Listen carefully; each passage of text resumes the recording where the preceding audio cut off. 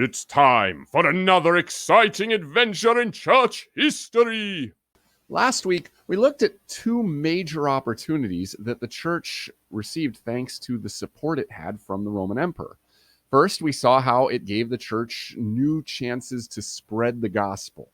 And second, we saw how it gave the church the opportunity to respond more effectively to heresy. But we also saw that there were some serious challenges that came along with the emperor's support. We saw how the church struggled with the question of how much power the emperor should have over the church, and also with the question of how the emperor should use his power to support the church. And this week, we're going to look at another challenge the church had to face, namely Christianity's growing popularity. See, once the emperor began supporting the church, people began flocking to it. Everyone wanted to be a Christian, whether they knew what that meant or whether they didn't, because being a Christian was the popular thing to do. And so tens of thousands of people all across the empire started calling themselves Christian and joining the church over a very short period of time. Now, why would that be a problem? See, the church does want as many people as possible to become part of the church. But here's the difficulty. The church's mission has always been to bring people to hold on to Jesus as Lord and Savior. And so the church's fundamental conviction is that Jesus and faith in him fundamentally changes our relationship to God. It changes God's relationship to us. And so, of course, it changes our relationship to other people and to the whole world around us. Now, back when being part of the church was dangerous, this all went very straightforwardly. After all, no one claimed to be a Christian unless they were already deeply convinced about Jesus. Again, being part of the church meant risking your wealth. It meant risking your reputation, even your life. So, of course, just about everyone who joined the church was obviously sincere in their faith. They were eager. They were willing to risk almost everything to grow as part of the church and to have their daily lives changed by their faith. It was a matter of course that Christians would strive to follow Jesus their whole lives long. But once Christianity became popular, that wasn't the case anymore. There was no risk in becoming a Christian. In fact, to a certain degree, it was riskier for Romans to remain non-Christian, which meant that not everyone who was coming to the church was really that sincere or convinced about Jesus. Many people who called themselves Christians didn't even have a clear idea about who Jesus was or what he's come to do.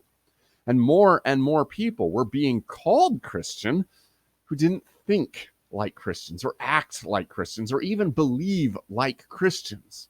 So that more and more people looked at this and started to believe that Jesus, that faith in him didn't actually result in any real changes in our relationship to God or any real changes in our relationship to the world around us.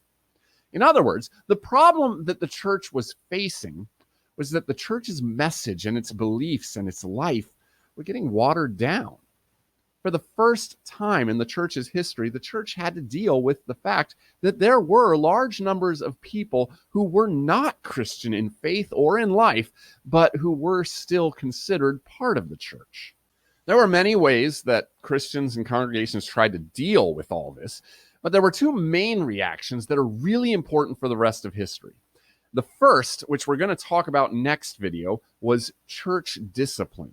And the second, which we're going to talk about in this video, was monasticism. Monasticism is the effort to devote yourself to a specific way of life by withdrawing from the rest of society.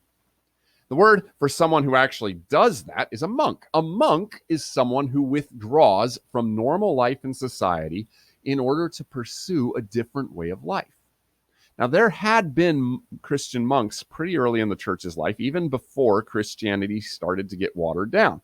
Most of these monks heard the message of Jesus and latched on to parts of that message that talked about struggling against sin and being constant in prayer, stuff like that. Things like Jesus' statement, deny yourself, follow me. One of the most famous of those early monks was a guy named Anthony. He was a very rich guy, but In his early 20s, after he became a Christian, he heard Matthew 19:21, where Jesus says to a rich young man, "If you want to be perfect, go, sell what you have and give to the poor, and you will have treasures in heaven." Anthony took that very literally. He sold everything he had and he gave it all to the poor. And eventually he went out on his own to live in the desert, where he ate mostly just bread and salt and water and spent most of his days praying and trying to grow closer to God. See, Anthony's goal was to completely master all of his own appetites and desires and devote himself entirely to prayer, to contemplation of God, and fighting against sin. Rumors about him started to spread. And later in his life, people who were inspired by this story about him found him and wanted to live like he did. So they started begging him to teach them how to do it. Eventually, he agreed, and they started the very first Christian monastery. A monastery is an organization of monks who live together in order to help each other live out this more strict kind of life. And they agree to follow rules to do this. Rules about food, about talking, about prayer, work, pretty much every aspect of daily life. And after Christianity became popular and began to be watered down, a lot of Christians looked at all the very unchristian ways their fellow Christians were behaving. And they saw all the temptations and sin that were just everywhere in daily Roman life. And they figured, this is just too much. They became convinced that the only way to live a truly Christian life and to really follow Christ was to get away from it all.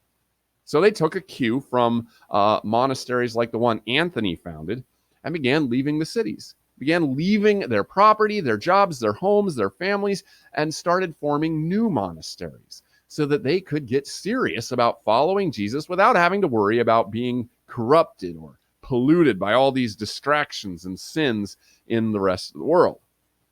Now, monasteries eventually began springing up everywhere. Before long, many of them started to adopt very similar rules to the other monasteries for how they were to spend all of their time and what kinds of vows that monks would have to make to join the group. Vows to be poor, vows to be chaste, to be obedient, and so forth. These monasteries often earned a lot of respect from outsiders. The way monks lived deeply impacted the view of what a Christian life is supposed to look like. The way monks lived encouraged both non-Christians and Christians who didn't join monasteries to start believing more seriously that self-denial and serious devotion were important to every Christian life, and not just the life of people who became monks.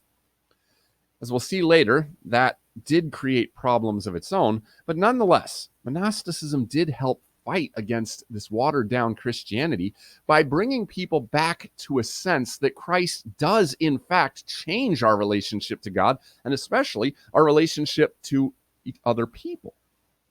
And with their emphasis on the studying scriptures and Christian doctrine, monasteries also became places where most books in the world were copied and preserved. They became the place that people would go if they wanted to learn to do things like read and write. Basically, monasteries eventually became the school system for most of Europe. And also, the devotion that monks had to worship meant that monasteries were constantly creating new hymns and art and song. And that deeply influenced how regular congregations worshiped and how art was done, and really every aspect of Roman culture and European culture. Monasticism had serious mistakes, no doubt, that caused huge problems later down the road. For one thing, monks were so focused on their own behavior that they very often forgot that Christianity is built on Christ's work for us, that he forgives us. Now, we'll get into all that later on in the course, but for now, remember that monasticism, this withdrawing from the world in order to devote yourself entirely to God, that was one of the main ways that a lot of Christians responded to Christianity getting watered down. And it's also important to remember monasticism had a huge impact both on the rest of the church and the rest of the world. But that's all for now. We'll see you next time.